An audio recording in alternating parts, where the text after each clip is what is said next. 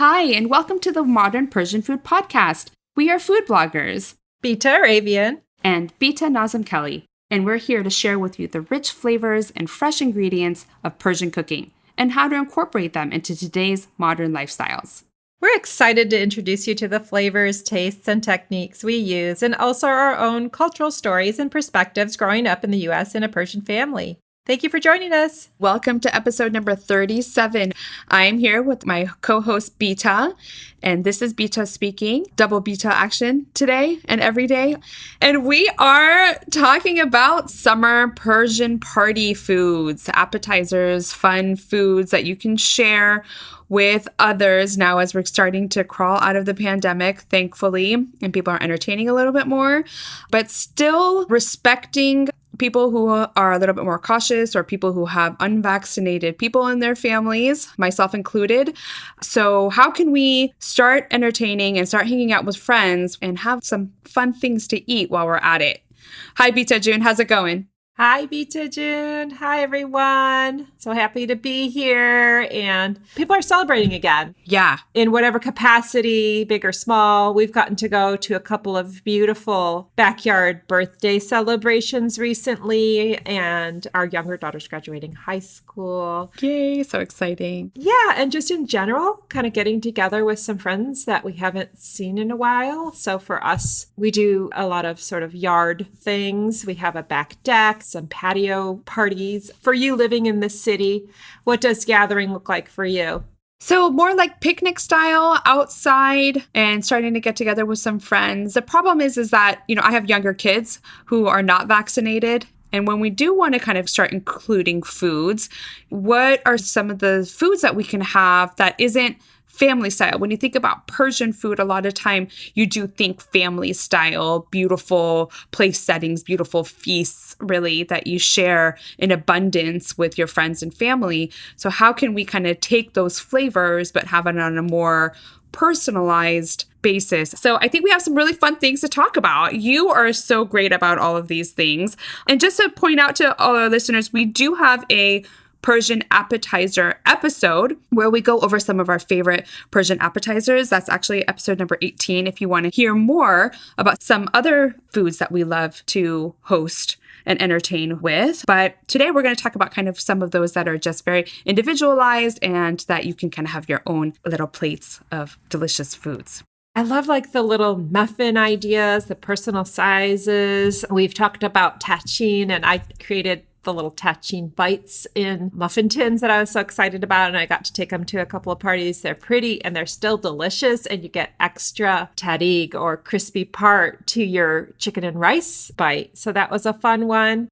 Yeah. So Tahchin, for anyone who doesn't know what Tahchin is traditionally it's served in a big platter. It's a large inverted rice casserole, chicken and rice casserole cooked with a lot of saffron, and it could be garnished with barberries and slivered almonds and pistachios and orange peel.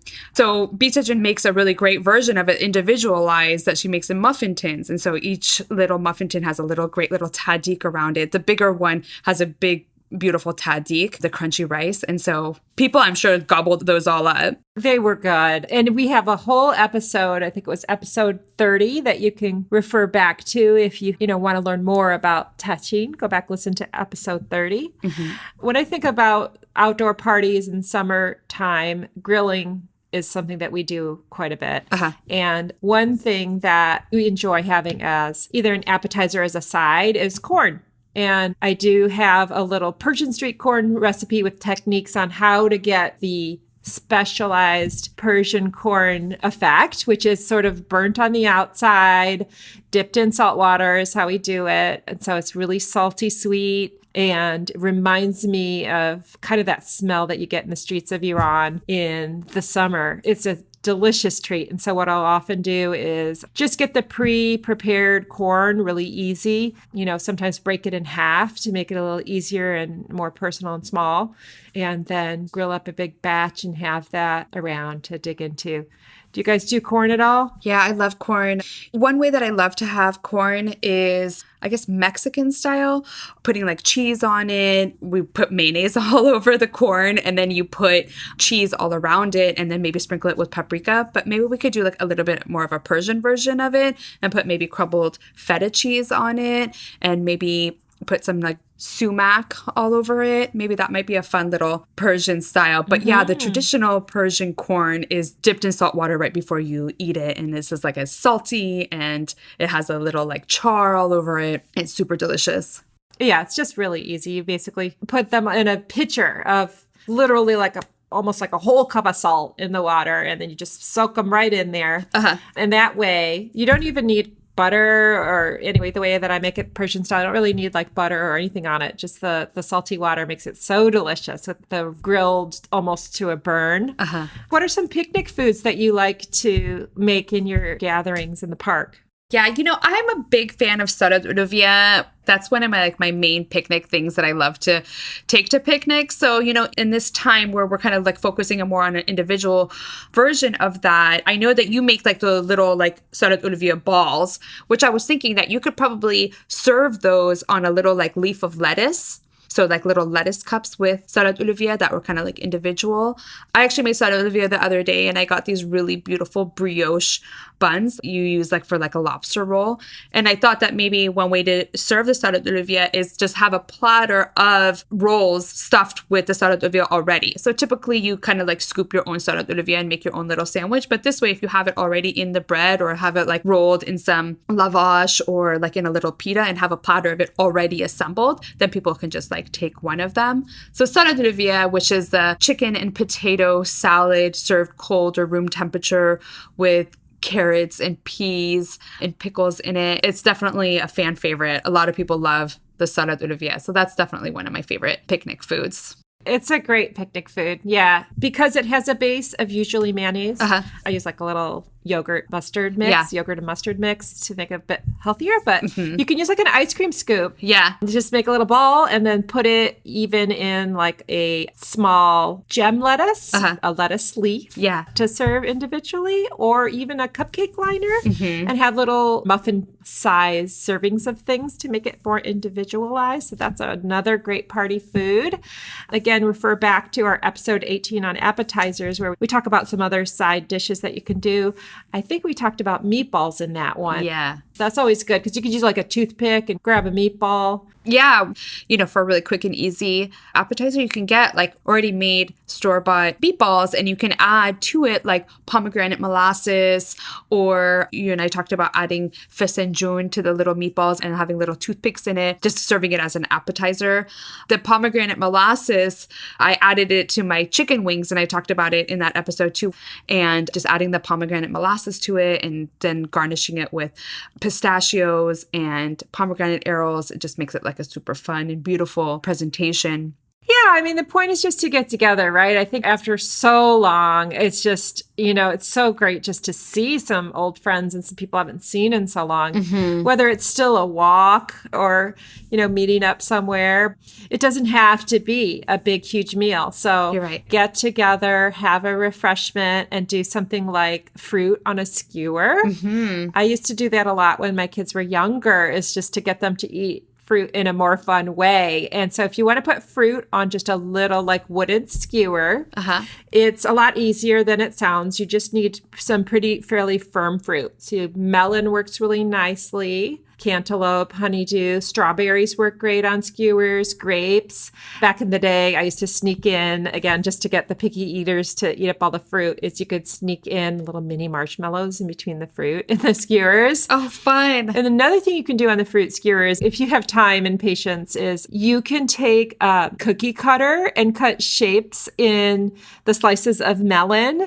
And so you can make like a star shape for, like 4th of July, or just, make little hearts or flowers for, a summer. Oh, so cute. Get together in the park. And so those are really cute. I just got inspired for, it's not sweet, but you could do like a deconstructed salad shirazi on a skewer maybe with like tomato and cucumber and a little bit of onion, and then drizzle like a little bit of lemon juice and salt and pepper and olive oil on it. What do you think about that? Oh my goodness. Yes. Or you could so you've maybe seen Caprese salad skewers. Yeah, exactly. I love that. You could, swap out the Italian basil for a little Persian mint. Yeah. That's a great idea. And you could put a chunk of feta if it doesn't fall apart. We'll have to experiment. We'll get back to you guys on that one. Instead of the mozzarella, but oh my gosh. And then somehow like have a little side of walnut and lavash bread and then just like pull it off the skewer and then you have a little sandwich. Oh my God, how cute.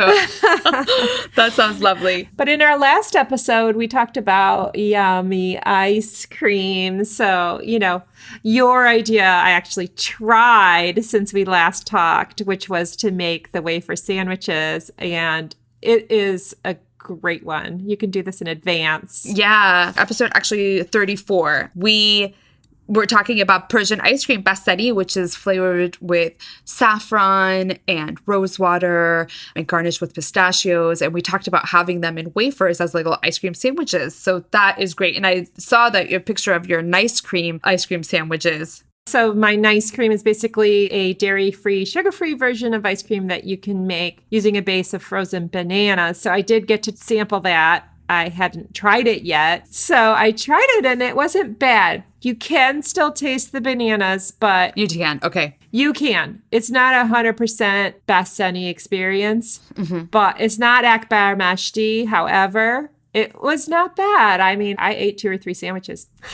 That's fun because it's individualized and you can actually like prep that in advance if you want to. So you don't have to deal with like assembling it right at the last minute, but have them ready made in the freezer and then bust out at dessert time and put them on the table. Yeah. And speaking of summer treats and foods, you could actually take the nice cream or ice cream and try putting it into popsicle molds or some sort of molds. Ice cube tray even. Yeah. Maybe pop them out for a fun treat out of the freezer. Yeah, that sounds delicious. I love that.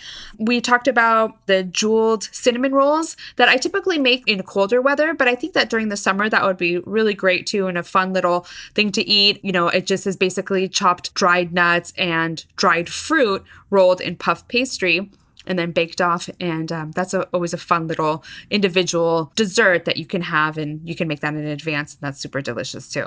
I did make your jeweled cinnamon rolls several months ago. The cool thing about Bita June's cinnamon rolls is that you make them in the muffin tin. So it worked out nicely for individual sizes and they went off hugely. People loved them. They said they tasted like baklava. Oh, good. I'm glad people liked it. Yeah, they were so good. So I actually have a question for you. Let's do Ask the Beats and I'm going to ask you. Yay, do it. I know you're so great at entertaining, and whenever I talk to you and message with you, it seems like you're having somebody over or throwing a party for someone. Yeah. It's pretty sweet. Oh, thank you. So what do you do when you are having someone over or getting together with someone that has a food allergy or is vegetarian and has some kind of food sensitivity, and you want to be able to offer foods, but also be mindful of the situation? Yeah, absolutely. I mean, these days there's like a lot of people can have a lot of different food preferences or allergies. And so what I basically do is I ask people up front when I invite them or in the invitation, I ask for any dietary restrictions or preferences if they have that for them to share it with me. I try to customize my menu so that there's at least a few things that they can eat. If I have like one vegetarian person coming to a party, I don't make my whole menu vegetarian, but I definitely have at least a few options for them so that they can enjoy it as well. When I have people over or if I'm hosting for like a meal or something like that, I love to have a little menu. I think originally it's kind of inspired by like Jacques Pepin has multiple books of his old menus from different events that he's hosted.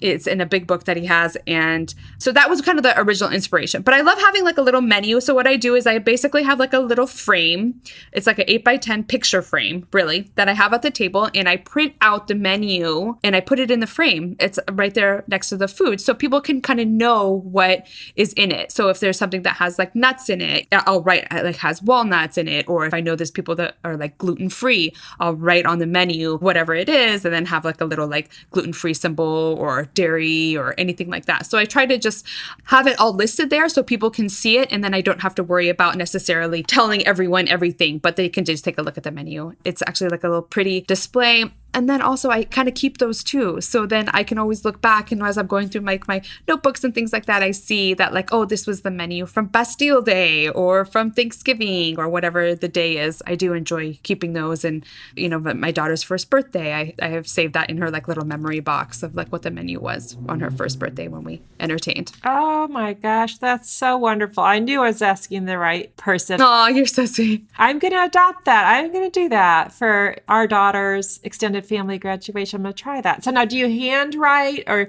print it? The frame that I ended up using is just like a basic black frame. And at first I started handwriting it, but now I print it on the printer, and then I'll decorate around it with like some fun pens, or for the Christmas one, I have like little holly or like little stars or something like that.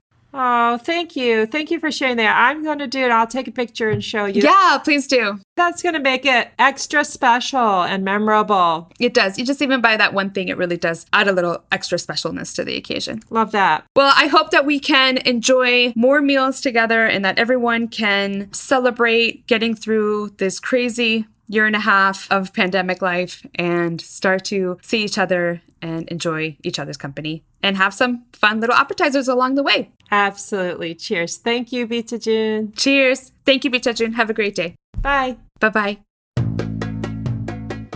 You've been listening to the Modern Persian Food Podcast with Beata and Bita.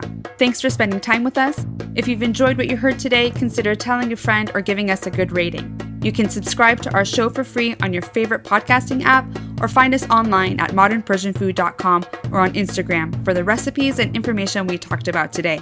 We'd love to hear your thoughts, and see you next time.